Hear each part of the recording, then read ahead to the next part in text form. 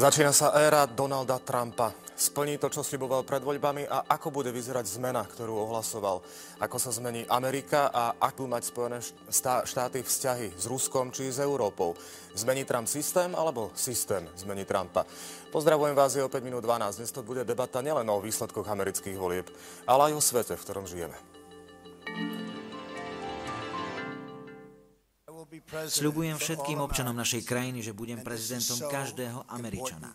Je to pre mňa veľmi dôležité. Spolupracovať a pustíme sa do naliehavej úlohy, ktorou je obnova našej krajiny a obnova amerického sna. Máme skvelý ekonomický plán. Zdvojnásobíme rast a budeme mať najsilnejšiu ekonomiku na svete. Zrekonštruujeme naše diaľnice, mosty, tunely, letiská, školy, nemocnice. Ich obnovou dáme prácu miliónom ľudí. Každý Američan bude mať teraz príležitosť uplatniť svoj potenciál. Zabudnutí muži a ženy našej krajiny už nebudú zabudnutí.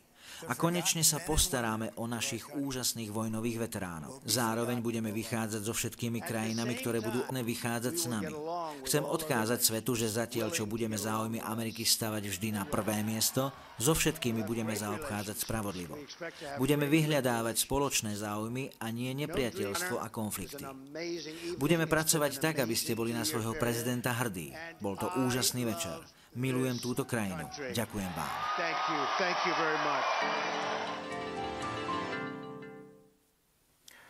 O výsledkoch amerických volieb a nielen o tom dnes v tejto zostave vítam predsedu zahraničného výboru parlamentu Františka Šebeja. Pekný deň. Pekný deň. A europoslancov Eduarda Kukana, bývalého ministra zahraničných vecí.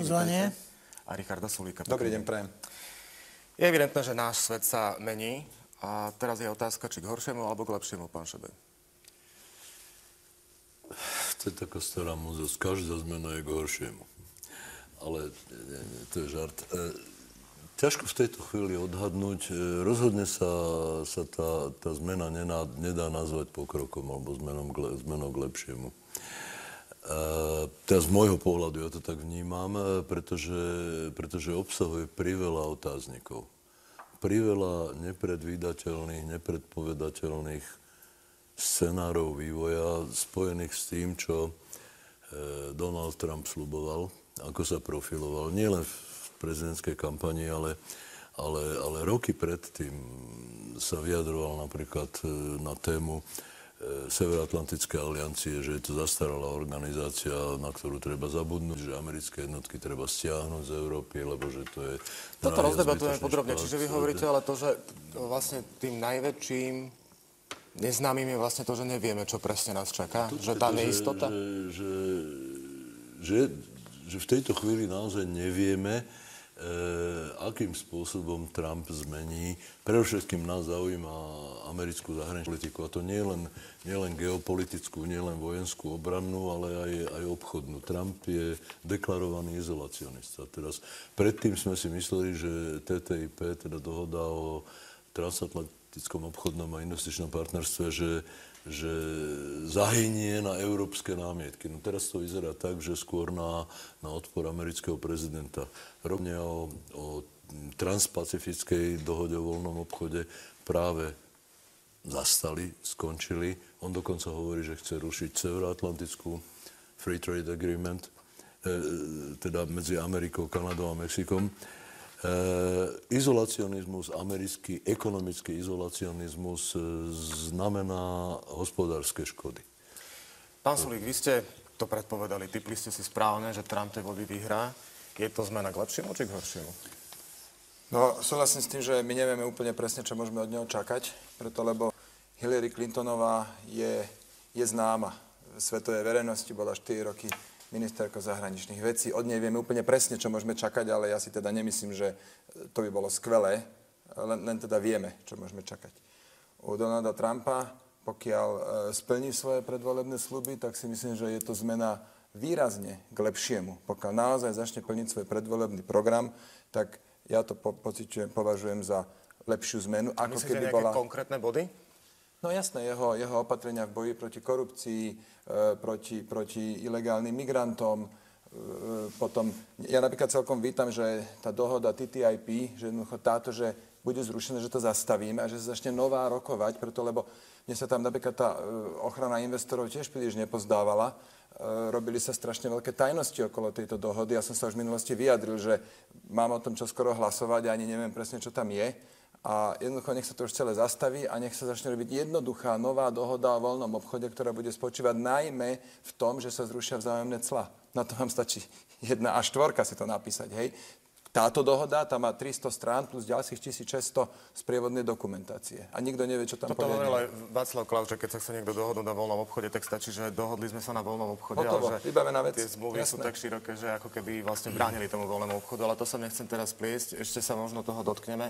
Čiže pre vás je tá, že v čom teda spočíva pozitívnosť tej zmeny, ktorú prináša zo sebou to víťazstvo? No tak tie jeho konkrétne opatrenia, ktoré on pred voľbami navrhoval, napríklad, že bude požadovať, aby sa, keď sa má prijať nejaká nová federálna regulácia, aby sa 2 iné zrušili. To je niečo, čo by Európska únia nutne potrebovala, keď sa príjme nová smernica, nech sa 2 staré zrušia. Tak toto pravidlo chce zaviesť v Amerike. Alebo chce zakázať, chce navrhnúť teda ústavný dodatok, aby počet funkčných období členov kongresu bol nejakým spôsobom obmedzený. To nie sú zlé veci. Keď je obmedzený prezident na 2 funkčné obdobia, tak ako minimálne diskutovať sa dá o tom, či aj tí poslanci, či je dobre, keď sú tam 40 rokov. A čo taký múr na mexickej hranici? No jasné. A čo má iné robiť, keď sa má chrániť pred prívalom migrantov? Však to je veľmi podobná situácia, ako máme my tu. No tak jasne, nech tam postaví. Však na čo je potom zrušme hranicu, keby ten múr tam nemal byť? Hranice sú na to, aby sa v prípade potreby chránili a dokázali uzavrieť. No a keď to nejde inak ako múrom, tak tam treba postaviť jeden veľký múr. Vrátime sa k tomu. Pán Kukan, tá úvodná otázka, zmena k lepšiemu či k horšiemu? Ako sa nám mení ten svet? Vy ste ma posadili sem do prostriedka, tak asi, aby som to nejakým spôsobom vyvažoval. Jednoznačná odpoveď na tú vašu otázku nie je. Je tu mnoho neznámych, ale nechcem také všelijaké frázy, mali by sme sa každý vyjadriť. Ja by som to nevidel tak dramaticky, ako to mnohé svetové agentúry, mnohé politologické analýzy rozoberajú so záverom, že tento svet, ako ho poznáme, už skončil. Nie, ja si myslím, že to nie je koniec tohto sveta. To, čo hovorí pán Sulík, to sú väčšinou opatrenia dovnútra, do Ameriky. To ich nechajme, nech si oni urobia sami. Tam si ho spoločnosť americká a všetky tie inštrumenty, ktoré majú na korigovanie pozícií prezidenta upravia. My by sme sa mali, keď ste sa spýtali, či bude svet lepší svet, asi ste mysleli celý svet, nie Amerika vo vnútri, ale čiže aké dopady to bude mať na nás. Myslím si, že takto egoisticky by sme to aj mali brať na náš starý dobrý európsky kontinent. A tu, keď si zoberieme tie veci, ktoré on hovoril a tie pokyny, ktoré dával svojmu tímu, ktorý preberá administratívu od Obamu v svojom gettysburskom prejave, tak to sú hrozné veci niektoré tam také dosť naozaj veľmi tvrdé. Nesúhlasím s tým, že protekcionizmus, v ktorom bol veľmi dôsledný počas celej kampane, tam nevysielali nejaké protichodné signály, v tom bol veľmi jasný, že je pre nás dobrý. A keď hovoríme o tom, že každý politík je iný v predvolebnej kampani a potom, keď sa ujme úradov, to je pravda. Ja si myslím, že to platí aj pre Donalda Trumpa, ale iba čiastočne. Ja si myslím, že jeho charakter, alebo jeho povaha, jeho impulzívnosť, také impulzívne reakcie nebude môcť odkontrolovať ani republikánska strana, ani Senát a Kongres, kde majú väčšinu republikáni. A ide o to, či on sám v tejto funkcii naozaj som presvedčený, že bude o mnoho serióznejší, že bude o mnoho zodpovednejší, ale neukočíruje sa v týchto takých impulzívnych výstupoch. A tam, s ohľadom na to, že to bude hovoriť prezident Spojených štátov amerických, to bude mať obrovský dopad všade vo svete. Ja verím, že to nejaká zmena dramaticky k horšiemu nebude. Ja sa zasa nemyslím, že nastal koniec sveta, ako to hovoria mnohí. Počkajte, pán Šebej, dáme si ďalšie také reakcie, ktoré prišli tento týždeň zo slovenskej politickej scény. Dodám, že Andrej Kiska ako hlava štátu formálne zablahoželal Donaldovi Trumpovi k víťazstvu a zdôraznil aj dôležitosť vzájomných vzťahov, či už Slovenska, Spojených štátov alebo Európy a Ameriky. A pozrime sa teraz spolu na ďalšie reakcie našich politikov. Myslím si, že je to signálom toho, že ľudia majú naozaj dosť štandardnej politiky a že chcú zmenu. Budeme sledovať prvé kroky prezidenta Trumpa. Už sú avizované niektoré stretnutia s ruským prezidentom a ďalšie vývoje. Je dôležité, aby Európska únia neostala mimo tejto hry. Svet a aj Slovensko sú úplne iné, ako ich popisujú médiá. A toto absolútne potvrdili aj voľby v Spojených štátoch amerických. Všetci musíme počúvať ľudí. A táto pravda sa absolútne v Spojených štátoch ukázala. Očakávame, že nový prezident USA bude používať iné argumenty, aké teda používal počas kampane. Bude scelovať Ameriku a občanov USA a nie rozdeľovať. A čo je veľmi dôležité aj pre nás, aj pre celú Európu, ale aj pre Slovensko, že bude viesť takú zahraničnú politiku, ktorá bude na osoch všetkých nás. Donald Trump dokázal ľudí utvrdiť v presvedčení, že na nich politické elity zabudli, keďže neriešia ich každodenné problémy. A ľudia mu bez ohľadu na jeho spôsoby uverili. Za jeho zvolenie v žiadnom prípade nemôžu voliči. S týmto Trumpom príde hlavne zdravý rozum. On sa na veci pozerá veľmi pragmaticky, je to biznismen, čo mi veľmi vyhovuje, lebo ľudia so zdravým rozumom a hlavne s podnikateľským sa na veci pozerajú veľakrát veľmi jasne, jednoducho. Zmení sa teraz politický diskurs? Bude už dovolené hovoriť inaké veci iným spôsobom ako doteraz? Keď to bude hovoriť americký prezident? Závisí od toho, čo bude hovoriť, lebo zaznelo to opakovane. Ja si nemyslím, že ako prezident si bude môcť dovoliť kompletne takú istú retoriku a ten istý slovník, ako používal v kampani. To je univerzálne poznanie. Ak by v tom pokračoval, tak to spôsobí postupne celú hromadu, by som povedal, medzinárodných treníc alebo avárií, ktoré nie sú vyteté. Ale chcel by som povedať, že prinajmenej v jednej veci je svet iný. Od roku 1947 Amerika v zahraničnej politike sa riadila tzv. Trumanovou doktrínou. To bol prejav amerického prezidenta Harryho Trumana v kongrese vo februári 1947, kde stanovil, že Amerika od tohto okamihu nebude izolacionistická, nebude uzmierujúca, ale naopak bude brániť, zadržiavať expanziu totality a bude chrániť demokratický priestor všade na svete, a teda aj v Európe. Trošku z toho ucúkol prezident Obama, ale stále by som povedal, to prodemokratické angažmá Ameriky vo svete trvalo. A Donald Trump, izolacionizmus je legitímny smer myslenia v americkej politike. Začínali tak už otcovia zakladatelia. Oni, tuto sme my a tu je svet, my sa do vás nepletieme a vy sa nestarajte do nás. To nie je novum. Ale mnohí zase presne tomu modelu fungovania americkej zahraničnej politiky vyčítajú, že sa starajú až príliš do všetkého a tá demokracia toho západného sveta sa nedá vyviesť všade. To tvrdia hlavne diktátori, ktorým a ľudia, ktorí nerozumejú svetu, pretože nebyť Trumanovej doktríny a amerického angažma v Európe, tak západná Európa nie je slobodná. Západná Európa za svoj rozvoj, slobodu a tak ďalej, vis-a-vis teda expanzívnemu Sovietskému zväzu počas studenej vojny, jednoducho vďačí tomu, že Američania odtiaľto neodišli. Jednoducho, že platila účasť Ameriky v zahraničnej politike. A Donald Trump jednoducho na toto neverí. On si myslí, že to aj napísal nakoniec v tej knihe, že America we deserve, Amerika, ako si zaslúžime, že proste stáročia trvajúce konflikty v rôznych končinách sveta jednoducho nie sú hodné amerických životov, že prečo sa v nich angažovať. Toto je problém. Uvidíme, že čo sa z toho stane skutočnosťou. Pre mňa, ako pre stredoeurópana, americké stiahnutie sa do izolácie a ponechanie voľného priestoru akýmkoľvek tendenciám, napríklad Putinovmu Rusku, mne to pripadá ako riziko. Dobre, toto je stále tá téma, ktorú sa budem snažiť v tej druhej polovici naozaj riešiť podrobne, ale kebyže zostaneme pri tej chémii toho, čo sa udialo, mnohí hovoria, že to je zápas o liberálnu demokraciu v jej podstate. Druhí hovoria o tom, že ľudia, ktorí vždy načene hovorili o demokracii, sa dnes, keď v demokraciu uverila už aj chudoba, začali báť, že ten systém sa rozpadáva. Máte pocit, pán Sulík, že bojujeme o liberálnu demokraciu v jej podstate, alebo v čom je pointa v tej filozofickej rovine? Demokratické voľby musia byť takým skutočným strašiakom pre ten establishment a zažili sme to v prípade Brexitu. Tam skrátka všetci múdri, všetky mazané hlavy tvrdili, že Briti, pekne tu ostaňte, bude vám horšie, keď odídete, a jednoducho oni si spravili, čo chceli. Teraz sme to videli v Amerike. Uvidíme, ako dopadnú voľby vo Francúzsku.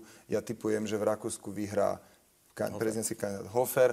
To všetko sú voľby proti establishmentu, lebo ten sa jednoducho dávno vzdialil od toho, čo ľudia chcú. A dnes, keď niekto počúva ľudí, čo chcú, tak je populista. Keď bráni národné záujmy, tak je nacionalista. Ako ten establishment si tu vymyslel celý rad nadávok. Xenofób, extrémista, už ten spomínaný populista. A asi myslí, že oni budú diktovať ľuďom, čo je pre nich dobre. No tak ľudia to evidentne odmietajú. Odmietli to aj v prípade Ameriky. A teraz súhlasím s pánom Kukanom, že v podstate aj celý Trumpov program, to, čo zverejnil, týka sa to Ameriky, najmä krajín, je to súbor vnútropolitických opatrení. Ale napríklad, keď som predtým vravel, že od Clintonovej vieme, čo môžeme čakať, preto, lebo už ju poznáme, no tak intervencia do Líbie napríklad.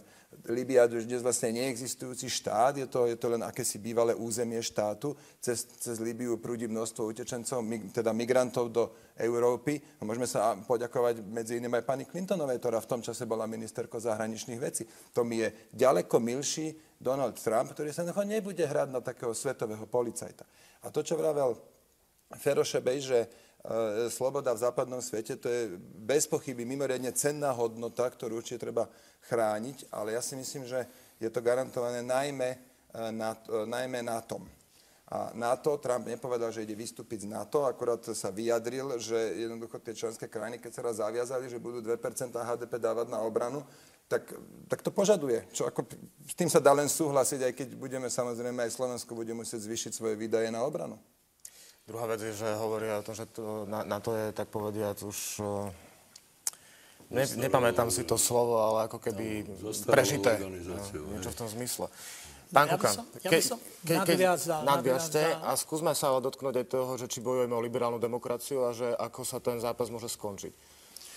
No len na toto by som nadviazal. Áno, prvé reakcie na to, keď povedal zvolený prezident, že Európa sa málo podieľa na globálnej obrane a bezpečnosti a že by štáty nemali dostať plnú ochranu, keď neplatia svoje príspevky. To vzbe taký odpor, ale veď on má pravdu.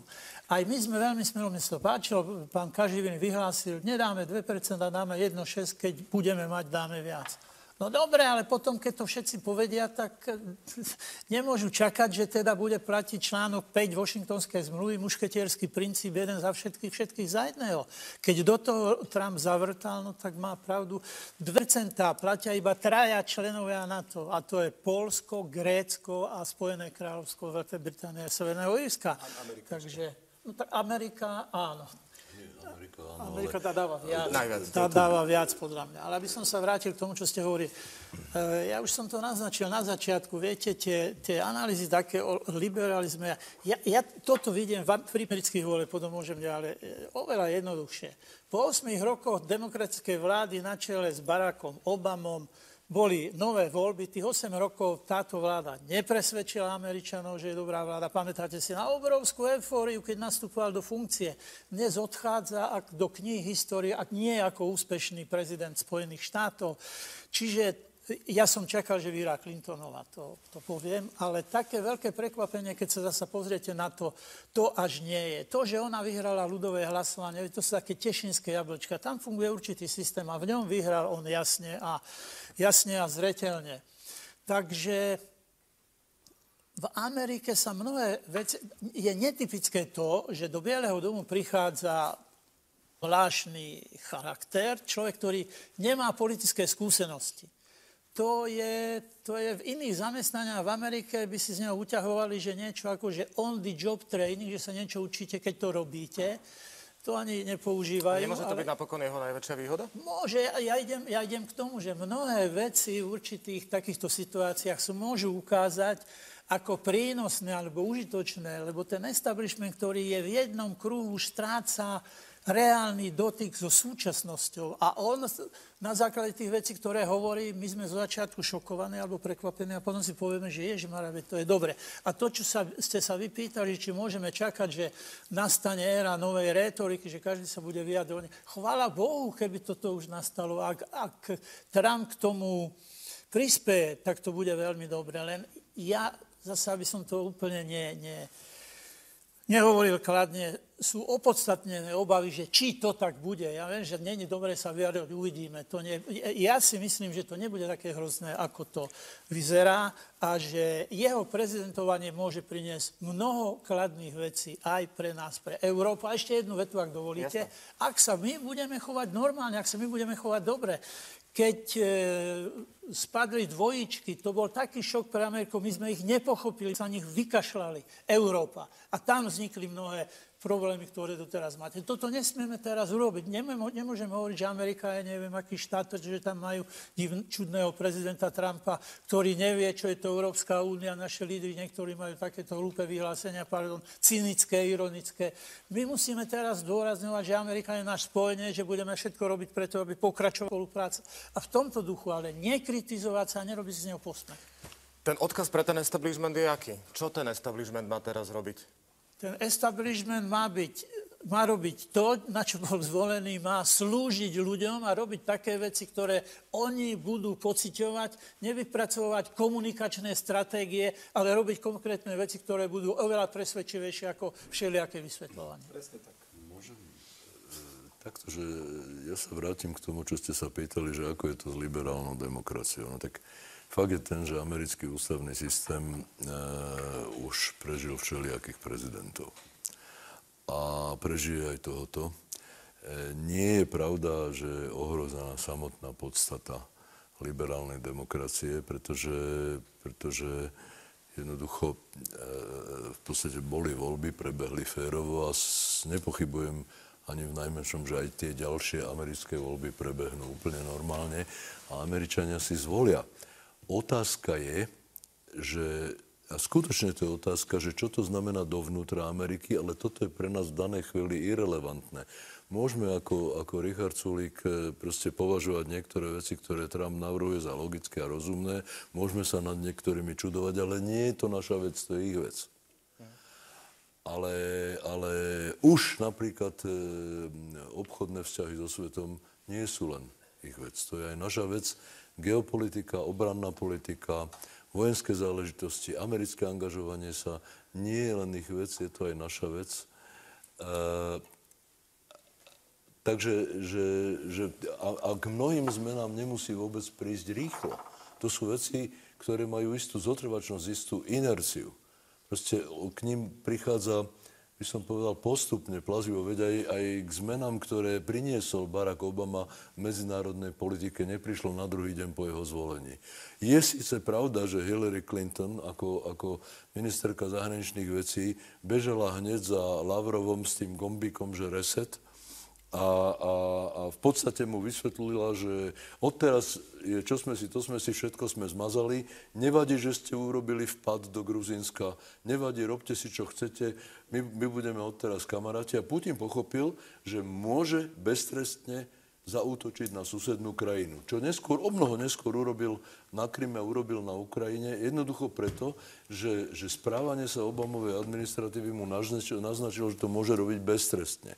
Veľmi vo svete záleží od toho, že ako sa k tomu či onomu postaví americký prezident a Spojené štáty americké. Americký prezident budúci viac menej nevidí problém v anexii Krymu. Čo to znamená? No to je hrozné, pretože to je brutálne porušenie medzinárodného práva a to je aj vykašľanie sa na vlastné záväzky, pretože pod Budapešťanskú deklaráciu ktorá mala obraňovať suverenitu ukrajinského územia, sú podpísané Rusko, Ukrajina, Spojené štáty a Veľká Británia.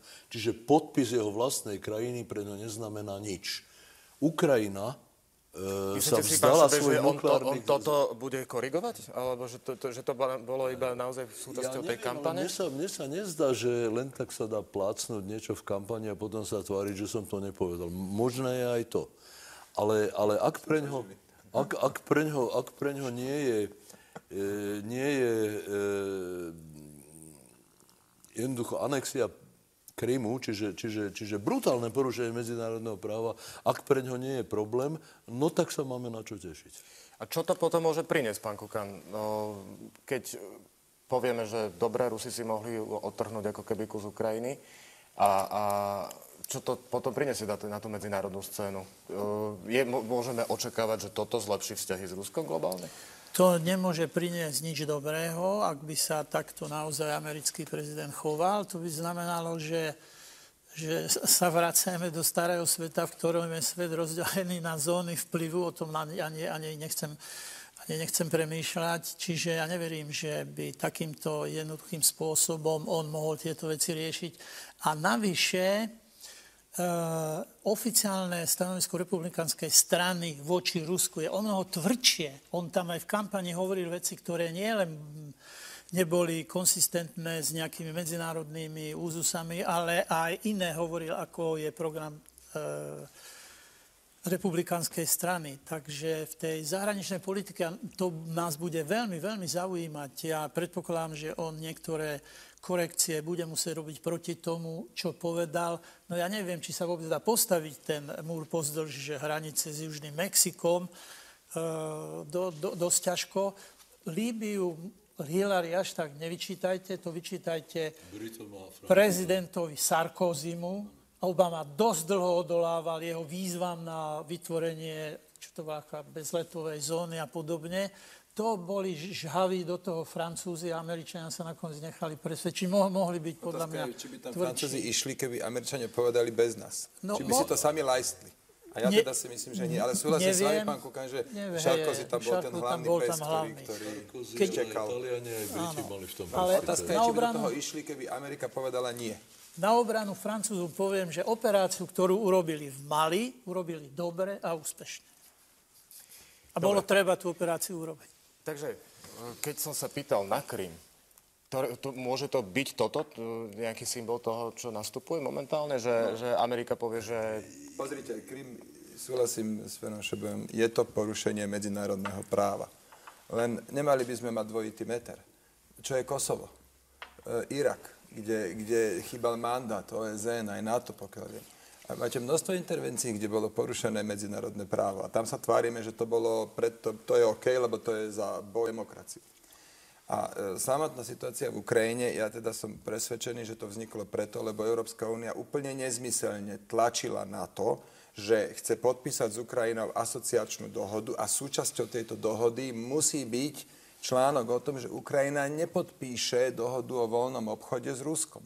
Tak na jednej strane sme za voľný obchod, ja si myslím, to je dobré, keď krajiny medzi obchodujú, lebo potom nevedú vojny.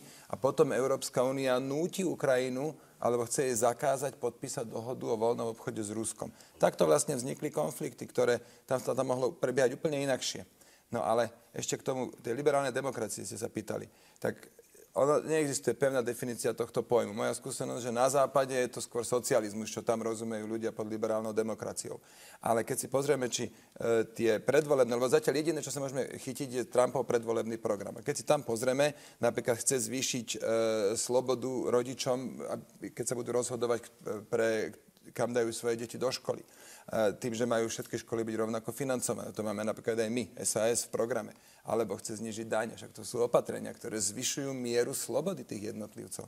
Čiže ak toto rozumieme pod liberálnou demokraciou... Nejaký investičný balík a otázka je, že či to bude mať z čoho zaplatiť, keď zniží dane. Dobre, to je druhá vec, len teda hovorím, že ak pod liberálnou demokraciou rozumieme zvyšovanie miery slobody jednotlivca, tak jeho program skôr tú mieru zvyšuje, ako znižuje.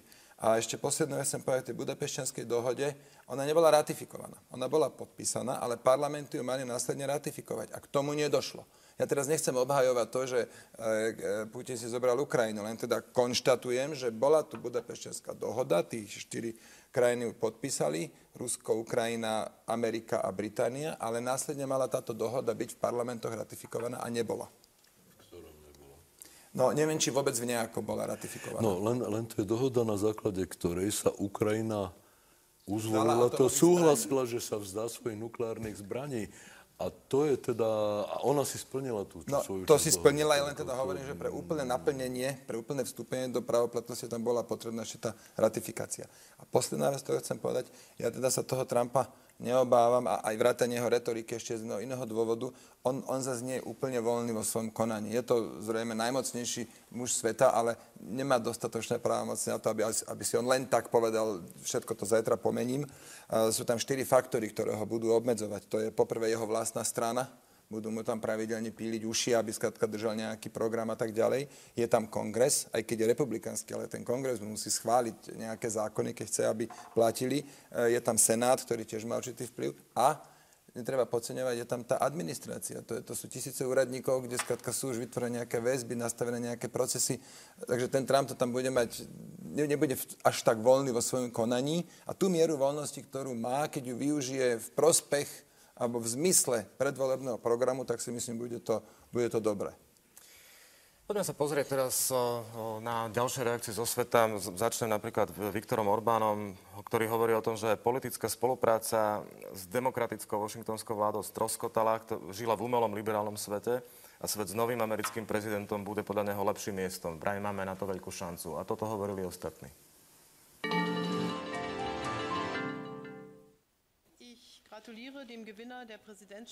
Gratulujem Donaldovi Trumpovi k víťazstvu vo voľbách. Na základe spoločných hodnôt ponúkam úzku spoluprácu s budúcim prezidentom Spojených štátov. Partnerstvo z USA ostane základným kameňom nemeckej zahraničnej politiky, aby sme dokázali zvládnuť výzvy súčasnosti. Americké voľby začali období istoty. Spojené štáty sú veľmi dôležitým partnerom Francúzska. Teraz je v stávke mier, boj proti terorizmu, situácia na Blízkom východe, ekonomické vzťahy a udržanie planéty. Veľká Británia a Spojené štáty majú trvalý a výnimočný vzťah založený na hodnotách slobody, demokracie a podnikania. Teším sa na spoluprácu so zvoleným prezidentom Donaldom Trumpom na budovanie týchto vzťahov v záujme zaručenia bezpečnosti a prosperity našich krajín. Sme pripravení pomôcť nasmerovať americko-ruské vzťahy správnym smerom. Bude to dobré nielen pre Spojené štáty a Rusko, ale aj pre svet s prihliadnutím na osobitnú zodpovednosť Ruska a USA za udržanie globálnej stability a bezpečnosti. Opakujem, nebude to ľahké, ale urobíme, čo bude v našich silách.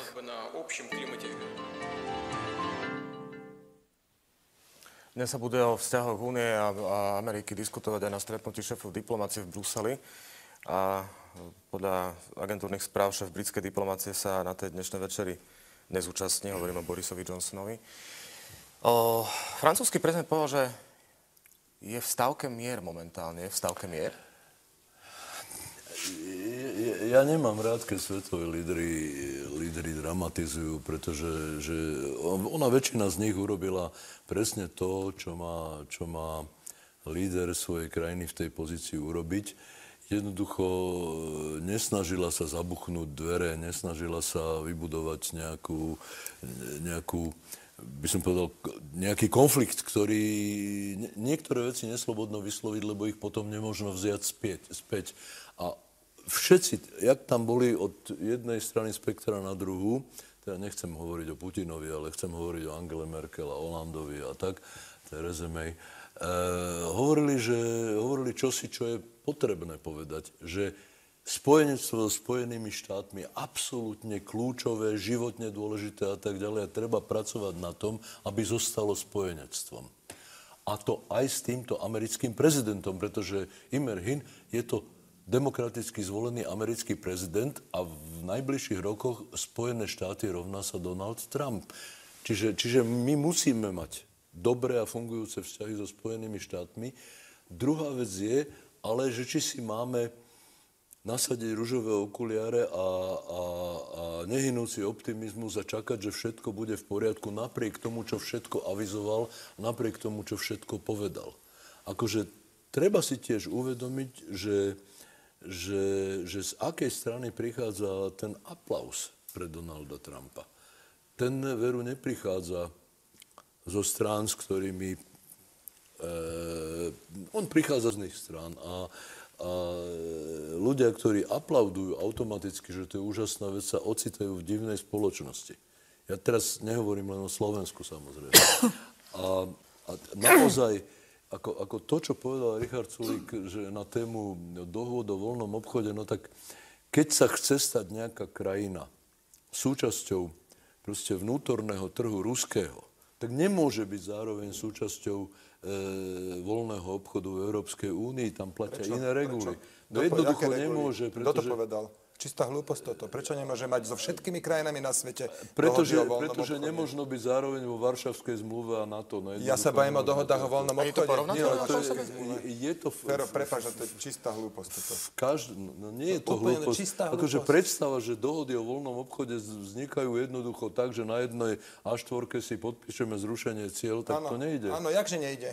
Nejde, pretože mnohé tie tovary, alebo skoro všetky tie tovary podliehajú vo vnútornom priestore jednak Európskej únie, jednak Spojených reguláciám, obmedzeniam, normám a jednoducho na to sa dohodú na tom, čo bude platiť na obidvoch stranách. Tak vznikajú dohody o voľnom obchode, nielen tak, že zrušíme clá. No jasné, že áno.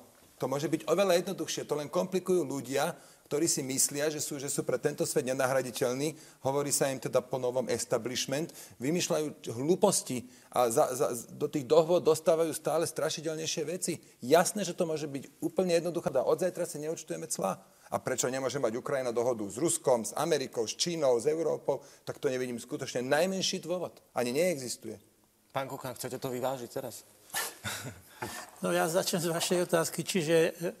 Či nám hrozí vojna, alebo vy ste spýtali, alebo že mier je ako v stávke. No ja si myslím, že nie.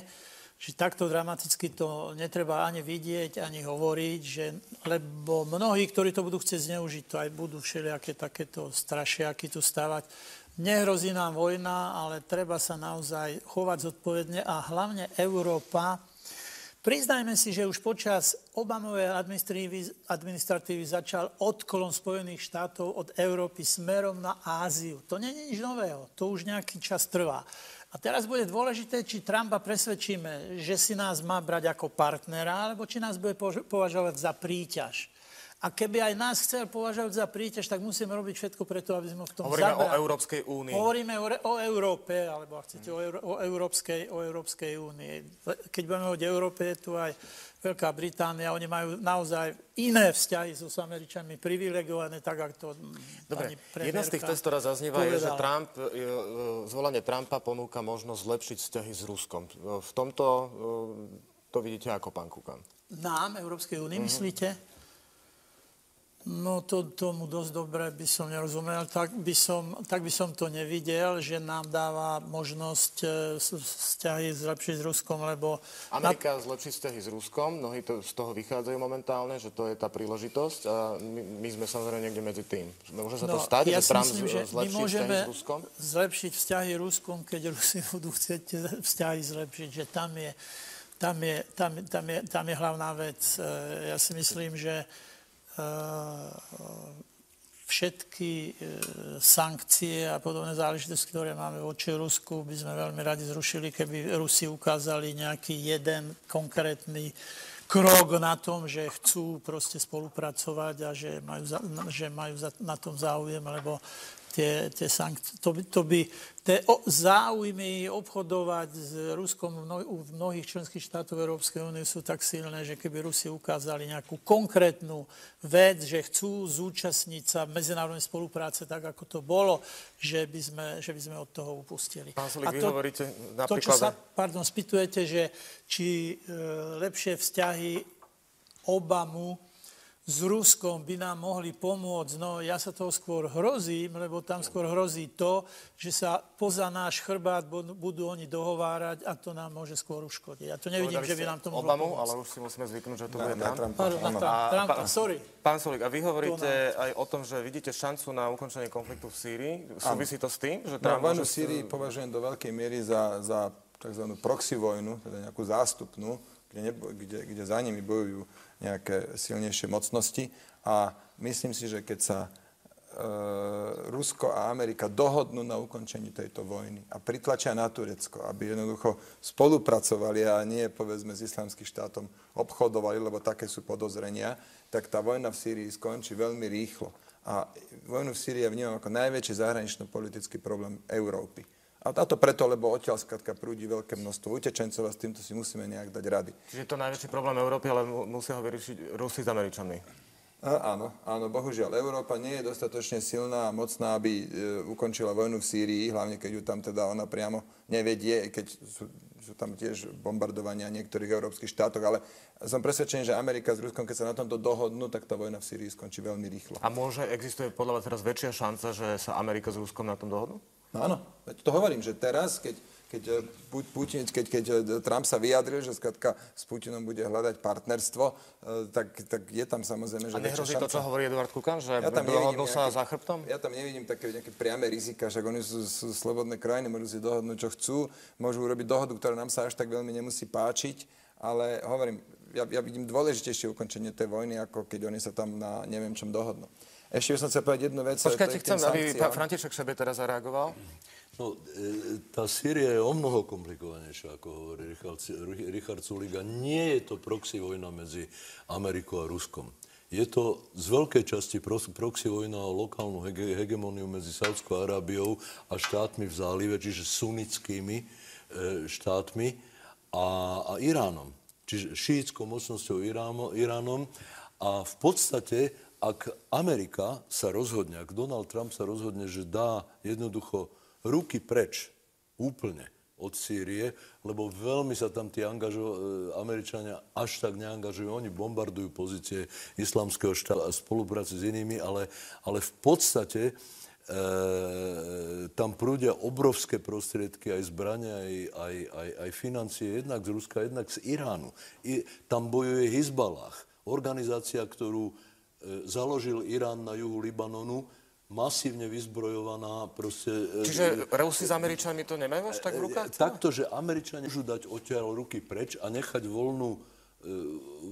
voľné pole proste Rusom a Iránu. A nebude to lepšie? A to nebude lepšie, to neukončí vojnu, pretože tým pádom tam začne prúdiť do tej sunnickej časti toho boja začne prúdiť viacej peňazí a zbraní zo štátov v zálive. Teraz v Bruseli, kde sme boli aj s pánom Kukanom na takej porade týkajúcej sa európskej zahraničnej a bezpečnostnej politiky, tak mi Karol Schwarzenberg povedal, český predseda zahraničného výboru a bývalý minister zahraničných vecí, že ono je to tak, že v tej Sýrii majú svojich teroristov proste štáty v zálive, majú tam svojich teroristov proste Irán a Rusi a ja neviem, kto tam všetko bojuje a títo zvonka budú bojovať do posledného Sýrčana. Nie je pravda, že keď dá Amerika, keď skončí svoje angažmá, dá voľné ruky Rusom, že tam všetci začnú pobehovať s mierovými ratovosťami. Čiže vo finále, pán Šebe, ide o to, že to územie si v konečnom dôsledku roztrhajú tie krajiny rôzne, ktoré sú do toho zaangažované? To územie je už roztrhané. Tá predstava, že ešte môže bez nejakým proste brutálnym vojnovým, masívnym vojnovým víťazstvom opätovne vzniknúť unitárny štát Sýria, je veľmi nerealistická tá predstava. Mimochodom, to sa týka aj Iraku. Veľmi nerealistická. Ono to rozkúmanie, tá partikularizácia Sýrie už začala prebiehať. Je veľmi málo pravdepodobné, že Kurdi si dajú zobrať z rúk kontrolu, ktorú majú nad tou svojou časťou územia. Je úplne nemožné, aby si Kurdi dali napríklad zobrať to územie, ktoré už majú vlastne pod autonómnou kontrolou v Iraku. Vylúčené. A tak ďalej a podobne. To znamená, že keby aj Američania dali ruky preč, tak to, čo zostane sýrskému režimu, teda Asadovi, Rusom, Hizbaláhu a tak ďalej, budú len časti územia, ktoré majú momentálne pod kontrolou. A toto je ale zaujímavé. Ak Richard Sulík hovorí, že je to evidentne jeden z našich najväčších problémov, lebo sa to deje relatívne blízko a práve z toho samozrejme vznikla celá migračná kríza, ak teda je to jeden... Môžem ešte rýchlo niečo povedať. Richard Sulík nemá pravdu, keď hovorí, že hlavný problém s tými vlnami utečencov je sírsky konflikt. No nie je, pretože veľká časť tých utečencov jednoducho prichádza z úplne iných končín sveta, prichádza z centrálnej Afriky. Je ich strašne veľa a to nie sú len utečenci pred sírskou vojnou. To určite nie, ale pár vecí reagovať. Teraz 4 veci som si spísal, ktoré by som chcel na Fera Šobea reagovať. Poprvé súhlasím s tým, že situácia je tam o mnoho komplikovanejšia. Preto som aj povedal, že je tam proxy vojna, ale nepovedal som, že Ameriky a Ruska, ale som povedal som, že mocnejších krajín.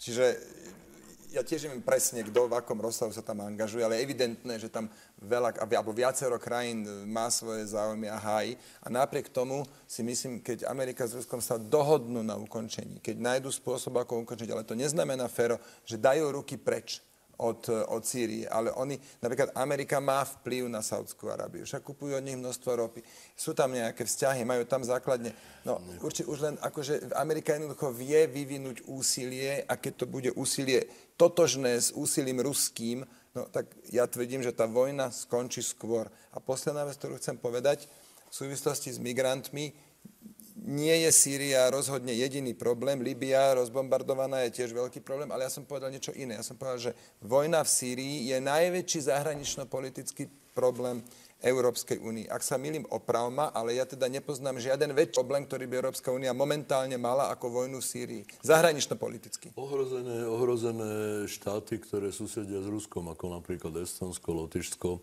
Poliaci sa cítia ohrození, to je tiež problém. Ale je to stále len pocit ohrozenia, kdežto tam je tá vojna reálna a prichádza odtiaľ 100 000 utečencov alebo migrantov ročne. To tam predsa je len rozdiel.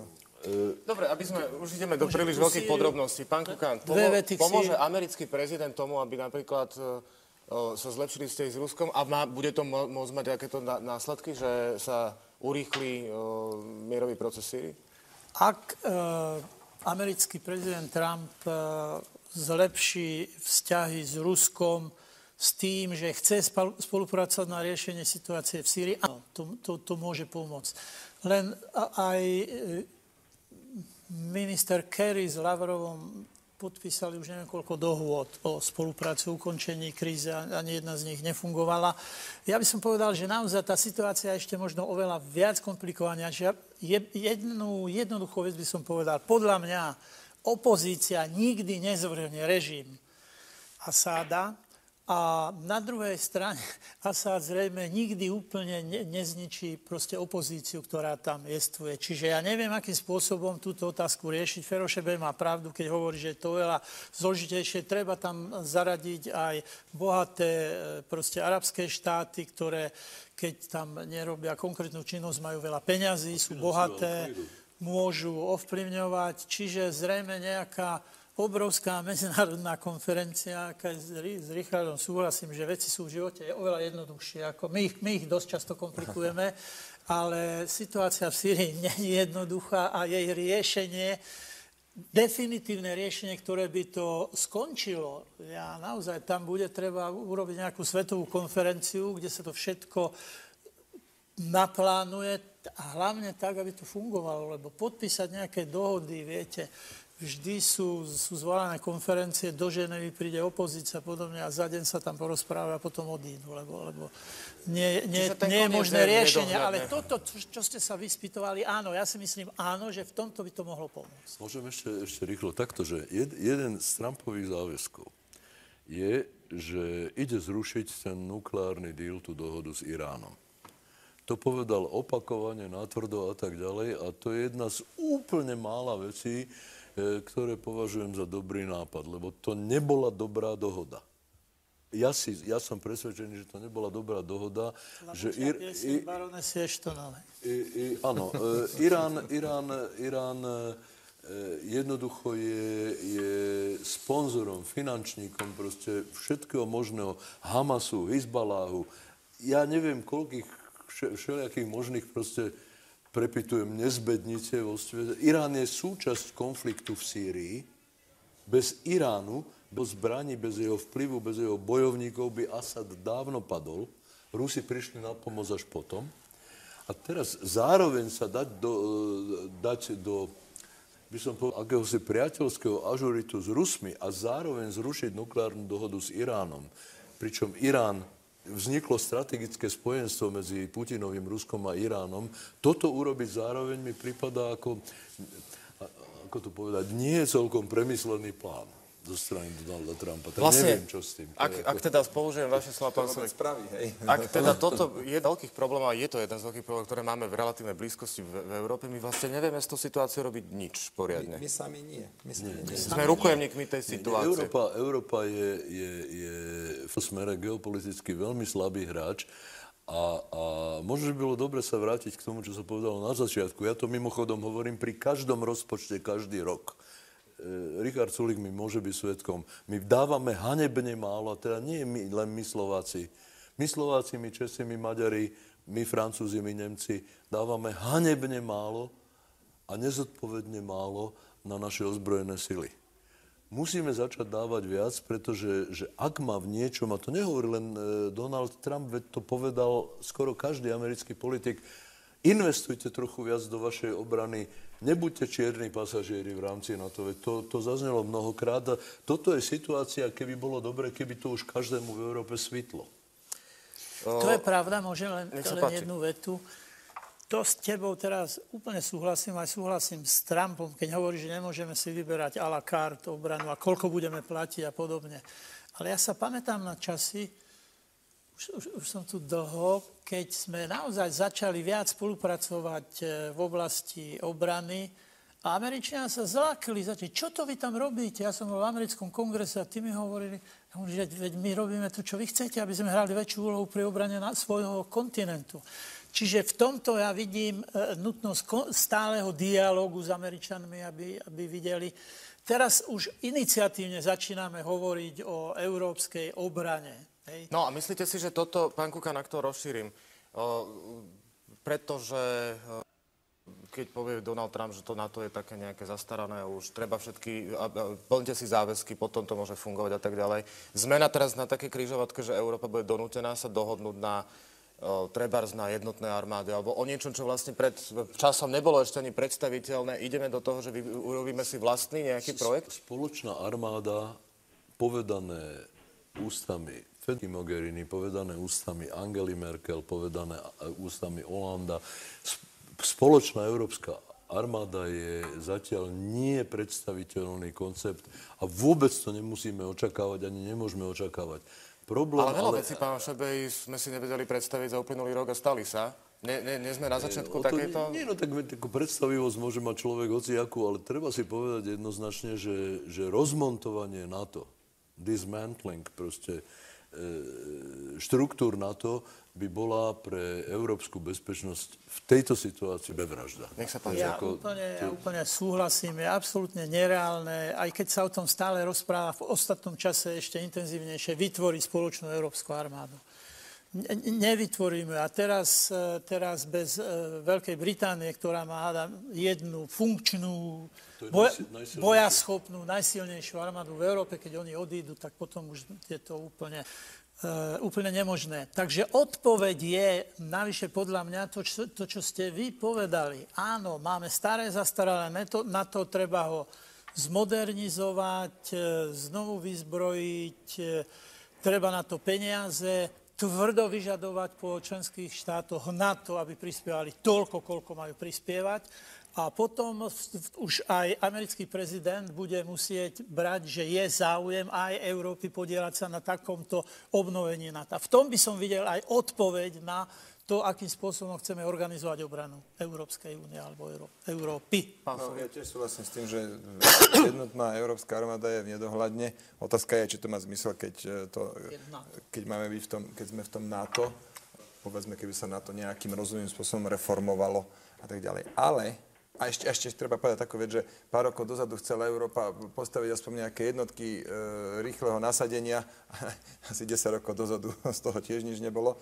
Čiže naozaj Európa... Skupiny, to sú všetko len pekné plány. Ale také malé svetielko v diaľke vidím, to je tá spoločná ochrana hraníc. Agentúra Frontex, ktorá do migrantskej krízy bola s veľmi malým rozpočtom a v podstate len s tou úlohou, že majú monitorovať hranice, nie chrániť. Oni mali len ako monitorovať, že či tie členské krajiny dodržiavajú svoje záväzky. Tak tá agentúra Frontex v tejto dobe sa vyslovene pretvára aj sa dokonca ide premenovať, alebo už sa premenovala. Agentúru. Ako sa bude?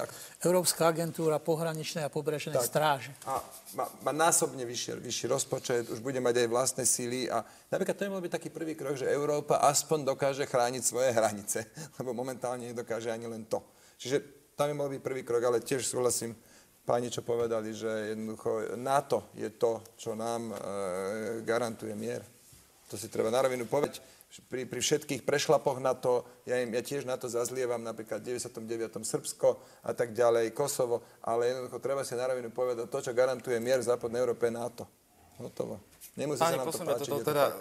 Stále je tam veľmi veľa otáznikov, samozrejme ťažko môžeme vedieť, čo teraz je v hlave Donalda Trumpa, čo reálne bude robiť, ale teraz sa z toho oceánu nejakým spôsobom dostáva do tej Európy. Čaká na séria veľmi kľúčových hlasovaní a volieb v následujúcom období. Myslíte si, že sa politická scéna v Európe otresie zásadným spôsobom? Vy už ste naznačili, že rátate, že vyhrá Hofer v Rakúsku, ale v ten deň, myslím, bude aj talianské referendum, ktoré premiér Renzi spojil s tým, že ak teda mu to neprejde, odíde. Čo sa môže potom stať v Taliansku, potom sú voľby v Holandsku, potom sú voľby vo Francúzsku, napokon v Nemecku. Čo nás čaká v nasledujúcom období, pán Šeber? Takže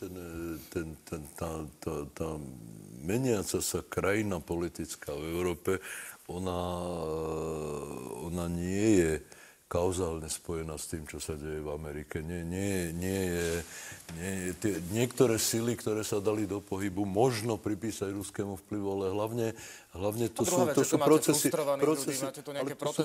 prichádzajúce zvnútra, akože erózia dôvery veľkej časti Európanov, a to je jedno, akej národnosti, proste v demokratické inštitúcie, je vplyvom všetkého možného aj vnútorných procesov, jednoducho, ktoré nemajú externé príčiny.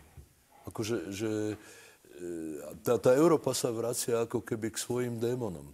Už raz bola v období, keď bola parlamentná demokracia posmievaná, proste, keď všetci začali obdivovať autoritárne formy vlády, veď Európa toto už má za sebou. Vlastne v medzivojnovom období, paradoxne Československo, územie, na ktorom žijeme, bolo ostrovom liberálnej demokracie a obklopené v podstate autoritárnymi a fašizoidnými štátmi. Nebolo len Nemecko, to bolo aj Rakúsko, to bolo Maďarsko, to bolo Pilsudského Poľsko a tak ďalej. To neboli veľmi demokratické štáty a my sme boli taký ostrov, my sme boli vlastne takou Veľkou Britániou Strednej Európy. Keď sa pozrieme do Poľska, do Maďarska, tak aj v súčasnosti už sa dá polemizovať, akým smerom sa to tam vyberá, konkrétne v Maďarsku, ale je to markantné. Dá sa o tom polemizovať, dá sa byť tým znepokojený, ale treba predovšetkým povedať, že ak sa udejú také veci, o ktorých hovorí Richard Sulík, že ja neviem, séria referend a séria volieb jednoducho zmení politickú mapu Európy natoľko, že tá Európa už jednoducho prestane byť verná slobodám a demokracii, no tak to budú vnútorné európske procesy, ktoré s tými americkými procesmi, ktoré vyniesli do Bieleho domu Trumpa, sú si možno podobné, ale nie sú príčinne spojené nejako. Keď bude zvolený Hofer, nebude to kvôli tomu, že v Amerike vyhral Trump. To bude vnútrorakúska vec. Keď bude veľmi úspešná Marine Le Pen, a Národný front vo Francúzsku. Ale nie je to vo finále ten istý hlas tých nespokojných ľudí, ktorých predsa len spája naprieč tým západným svetom? Nie, určite nie. nedôvera v inštitúcie, neriešite naše problémy, stále hovoríte niečo... To sú symptómy, ale nie je to ten istý typ voličov. Stále sa analyzuje, diskutuje, treba robiť analýzu a kým sa príde k riešeniam, tak to trvá dlho, ľudia sú nervózni. Zlým riešeniam a ešte to horšie, ale hlavne ja si myslím, že ako náhle tu niekto chce počúvať ľudí, je označený za populistu. Tá doba sa zmenila a dnes jednoducho v tomto iracionálna. A pre ten politický establishment sú tajné demokratické voľby, tak to je pre nich hotové nešťastie. Európu čaká 5, budú teda od teraz do najbližších 12 mesiacov 5 pomerne významných udalostí. To je to referendum v Taliansku, prezidentské voľby v Rakúsku, potom a parlamentné voľby budú Holandsko, Nemecko, Francúzsko. Francúzsko nemám načítané, ale Nemecko, tam je tá strana Alternative für Deutschland, tých teda pozorujem, o tých niečo viem. Ja nemôžem povedať, že oni keby sa hneď dostali, že absolútnou väčšinou k moci, čo sa nedostanú, ale keby hneď, nemôžem povedať, že z Nemecka by sa stal autoritatívny režim. To je strana, ktorá sa plne hlásí k demokratickým princípom. Ale jednoducho tí ľudia, voliči, dajú tomuto establishmentu ten tzv. Denkzettel, že skrátka, aby sa nad sebou zamysleli a zobudili sa. Keď jednoducho vo Francúzsku je prezident ako Hollande, čo je totálne neschopný kus chlapa, ktorý jednoducho by tam už dávno tam nemal byť, Boh vie, ako sa tam vôbec dostal, no tak potom sa nečudujme, že ľudia sú naštvaní a budú voliť Le Penovú. A potom v druhom kole sa možno, že všetci strašne zhrozia celý establishment, začnú o Le Penovej vykrikovať, že je nacistka, fašistka, extrémistka, xenofóbka a neviem čo. Celá séria nadávok.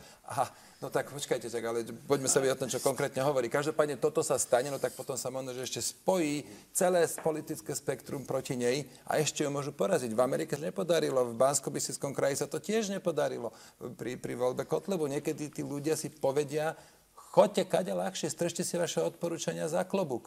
V Amerike niekoľko desiatok novín, som videl taký prehľad, asi 70 rôznych titulov tam bola, okrem Las Vegas, neviem čo, alebo Los Angeles Times, čo. Všetky ostatné noviny odporúčali najmä Clintonovu a v niekoľkých prípadoch Johnsona. To jednoducho na tých ľudí už nemalo žiaden vplyv. Toto je skrátka budiček, aby sa tí politici, ktorí sú pri moci, zobudili. A posledná veta, to je ten vplyv tej Ameriky. To nemá to úplne priamy, ale jednu vec tu ja vidím, a síce, že ľudia naberú odvahu hlasovať tak, ako si myslia, že je správne. Momentálne sa im cez médiá a samozrejme ten establishment, tí mainstreamoví politici tlačia do hlavy kaleráby, že v žiadnom prípade nevoľte neviem koho, lebo to tu bude koniec, pozrite sa na Nemecko, druhá svetová, neviem čo. Ale teraz zvolili Trumpa. A keď povedzme o rok, tej Amerike sa bude naozaj dariť lepšie a bude menej vojen vo svete, tak sa ľudia prestanú báť voliť alternatívy. Lebo dnes sa veľa ľudí ešte bojí. A tento strach ich pominie. Tam ja vidím nejakú súvislosť. Vy, pán Sulík, sa cítite byť v establishmente, či nie? Lebo pre tých viete čo, pre mňa ľudí mimo politiky by ste vy boli v tom establishmente. Ja vám napríklad poviem, keď išlo o tie peniaze do Grécka, to som od začiatku hovoril, to je čistá hlúposť. Medzičasom prišli o 2 miliardy eur. A Ivan Mikloš, jeho jediný argument bol, lebo geopolitika. My musíme mať plné gatia, robiť všetko, čo nám nadiktujú z Bruselu, lebo geopolitika. To bol jeho jediný argument. Tak toto je pre mňa ten odporný, hnusný establishment. Namiesto toho, aby sme konali v súlade s zdravým rozumom. My sme vlastne do Grécka poslali zvyšok diaľnice, čo nám chýba do Košíc. Úplne hmatateľne. To je jednoduché, že? Áno, úplne jednoduché. Pán Kukan, nech sa páči. Čo nás čaká v Európe? Ste optimista, alebo nie? To som realistický optimista. Optimista, ak chcete jedným slovom, ja verím, že Európska únia je dobrý projekt, že momentálne nefunguje dobre tento dobrý projekt a nevidím to až tak dramaticky, ako kolega Richard, že to všetko vzbúra proti establishmentu. Ja si nemyslím, že tie voľby, ktoré budú vo Francúzsku a v iných európskych štátoch, že americké voľby nejakým výrazným, dramatickým spôsobom ovplyvnia, trošku povzbudia tie niektoré skupiny, ktoré budú hlasovať. Ale nemyslím si, že vo Francúzsku prehrá prezident Hollande, pretože bude vzbúrať proti establishmentu, ale pretože je slabý prezident. Jednoducho slabý prezident a Le Penová určite nevyhrá, podľa mňa tam vyhrá buď Juppé alebo Sarkozy. Ja fandím tomu prvému. V Holandsku... Keď hovoríte tak isto, že Le Penová nevyhrá, to sa o Trumpovi ešte pred mesiacom. No, Amerika a Francúzsko to sú dve rozdielne krajiny. Veľmi rozdielne. Tak hlavne tá voľba dvojkolová. Ona v druhom kole naozaj nemusí vyrobiť, lebo všetci sa proti nej spoja. Či to funguje ešte? Ono je to tak. Ono je to tak. Tak ten ale bol extra. Ono je to tak, že treba si uvedomiť, čo už sa všetko stalo v Európe a že o čo vlastne ide, keď ľudia volia. To nie je tak, že hneď sa začne nadávať do nacistov a xenofóbov.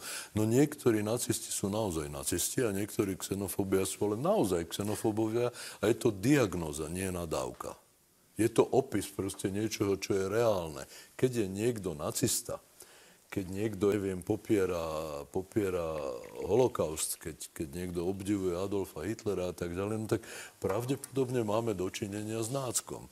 Nenadávame mu. Ale druhá vec je, že či naozaj tieto nálepky sa už príliš často nepoužívajú aj na ľudí, ktorí vlastne si ju nezaslúžia. Keď chcete vedieť, čo je vo fľaši, dobre je prečítať si nálepku. Väčšinou. Ale nemusí to byť pravda.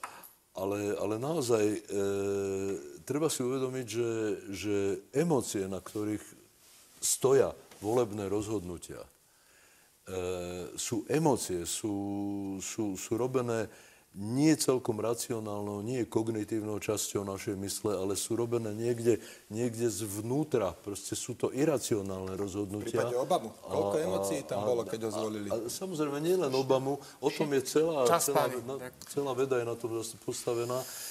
A netreba hneď pozerať za oceán, že čo sa tu bude diať. Tu sa bude diať to, na čo sme my tu v Európe v podstate dozreli, v dobrom aj v zlom. Ďakujem pekne, páni, za zaujímavú diskusiu. Uvidíme teda, čo nás čaká v nasledujúcich mesiacoch a rokoch. Ďakujem, že ste tu boli. Ďakujem za pozornosť. Stretneme sa znova o týždeň o 5 minút 12. Dovidenia. Teším sa.